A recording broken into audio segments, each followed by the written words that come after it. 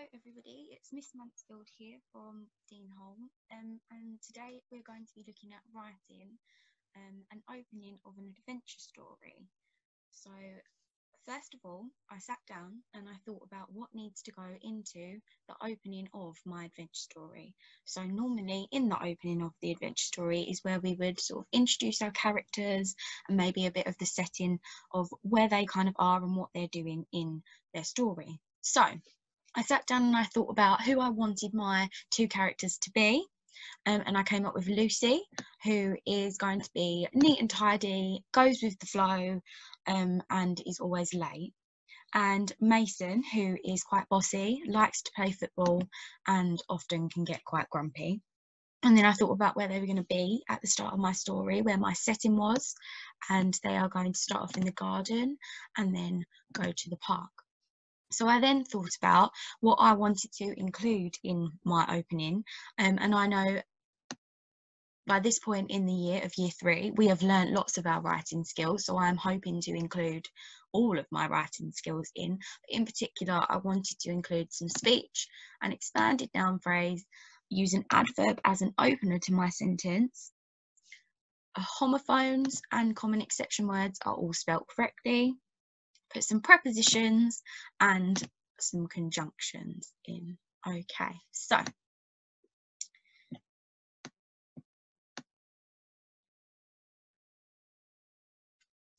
here I have started my story opening, and I have highlighted in green some of the year 3 writing skills I have included, and then in yellow I have highlighted some different words I'm going to talk about in a moment. So I have started off my opening. As Mason sat under the big wide tree in his garden, he thought to himself, I wonder how much longer Lucy is going to be. So I've highlighted under because I have used a preposition. I have used the big wide tree as an expanded noun phrase. Now, looking at that now, I can see that maybe I should choose some better adjectives, because I know that in year 3 we are really focusing on enhancing our vocabulary. So I'm sure that I could upgrade, especially this word big here, I could upgrade that maybe using my thesaurus to up level that and make that adjective better. So maybe that's what I would do once I had finished writing my first draft of my adventure story opening. I would then go back and read through it, check for any errors or mistakes that I may have made, and see if I can up level any of my vocabulary that I have used. But I have put in an expanded noun phrase. In his garden, I've highlighted his here because it is a pronoun. If I was reading a story and constantly the author referred to the characters as their names, it would get very wordy, and it just doesn't flow as well. So when we have mentioned who the person's name is, we can then start using pronouns such as his and he, she, her, to refer to the characters. He thought, I've highlighted thought because that is one of our year 3 common exception words that we need to make sure we are spelling correctly. And I have highlighted over here the inverted commas in green, because when we are writing some speech, we must include our inverted commas. I know at Deanholm we teach the speech sandwich, and the inverted commas are our bread. So they must go on the outside of our sandwich. Then we have our wording in the middle with our capital letter, and our punctuation on the inside of our sandwich in our nice little speech sandwich there. So he looked down at his shiny new watch and grumbled out loud, "Ugh, 10 minutes late again." Okay, so here I've highlighted down again because it is a preposition. He's shiny new because it is an expanded noun phrase. And then I've put grumbled out loud in, I've highlighted that in yellow because I know in particular with my class, we were focusing on not using just said when we are talking about what the character has said for their speech. So I chose to not say and said 10 minutes late again. I chose grumbled out loud because that's how you, if I put myself in the place of the character, he wouldn't just sit there and say it in a normal tone. If you're a bit maybe agitated about the fact that your friend is late, you do sort of grumble it. So I thought about how I, if I was the character, would have said it, and thought about how I could describe the way that he said it as well. So then when I'm reading back my story out loud, I changed the way that I speak. So instead of saying 10 minutes late again, I said 10 minutes late again. So it helps us as the reader to imagine how the character, their tone has changed as well. Lucy was always late. It was probably because she always liked looking neat and organised, not that she was organised in the slightest.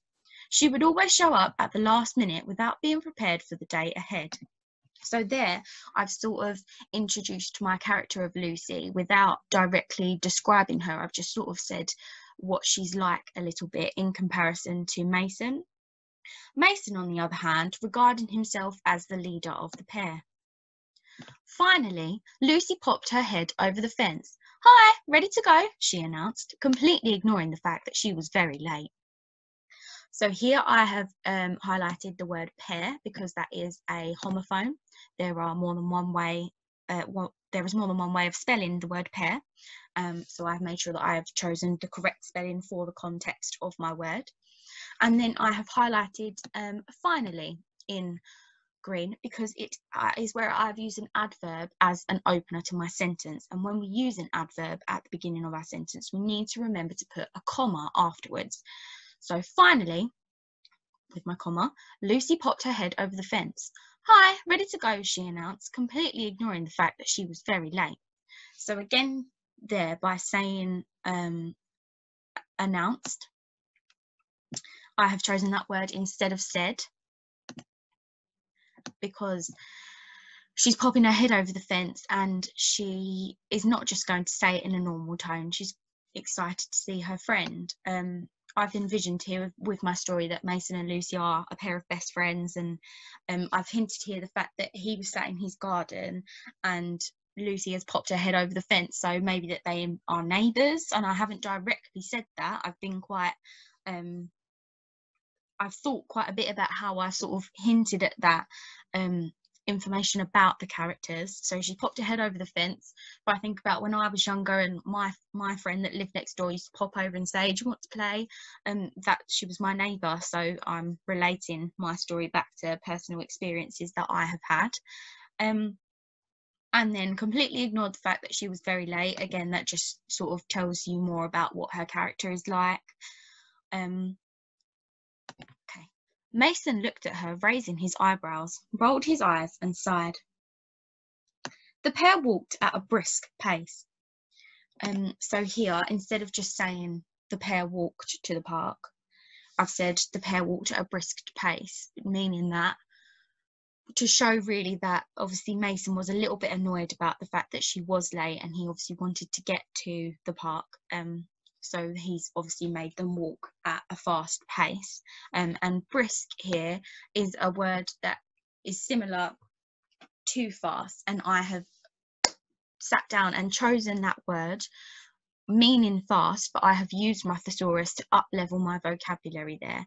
And it sort of shows how Mason is a bit annoyed about the fact that they are late, and that he is sort of taking charge, as I mentioned before in the opening, that he is quite a bossy character. So he's sort of making them sort of walk very quickly to the park instead of how you would walk normally.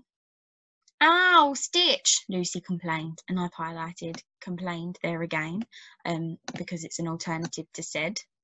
If you really had a stitch, you wouldn't just be saying it in a normal tone. You are complaining, and as we read that as the readers, it helps us to change our tone when we are reading it out loud. Mason snapped back at her. So here again, instead of just using said, I thought about how he was probably maybe a little bit annoyed at the fact that she was late and he hadn't chosen to say anything. He just looked at her with his eyebrows raised, and then she was then complaining at him that they were walking fast. So I was thinking about how sometimes with our best friends, when we've chosen to bite our tongue and then we've carried on and they're moaning now at us, and so he snapped back at her instead of just saying it back to her. "Well, you were late and I've got to practice my shooting." Moments later, so here again I've highlighted using an adverb of time as an opener for my sentence, the pair arrived at the park It was quieter than normal, but neither Lucy or Mason seemed to notice. So here I've got but as a conjunction. It's a nice conjunction to use in our writing. And here at the end, I've sort of started setting up the element of adventure that's coming into the story. So it was quieter than normal, but neither Lucy or Mason seemed to notice. So there's something obviously going, it's sort of building up that tension a little bit, that something is going to happen. And then when I'd move on to write my second paragraph, which would be the build up of our story, I would maybe start to introduce those elements of building up tension as to what is going to happen in my story. But I've just sort of hinted that they've arrived at the park and it's not normal. The atmosphere in the park is not normal. It's very quiet, and that often sometimes means that maybe something is wrong, or maybe that there's not many people there on that day. So yeah, that's my opening to my adventure story. So it's over to you to have a go at writing your own story opening now. I hope you are all keeping safe and well. We all miss you lots, and we can't wait to see you soon.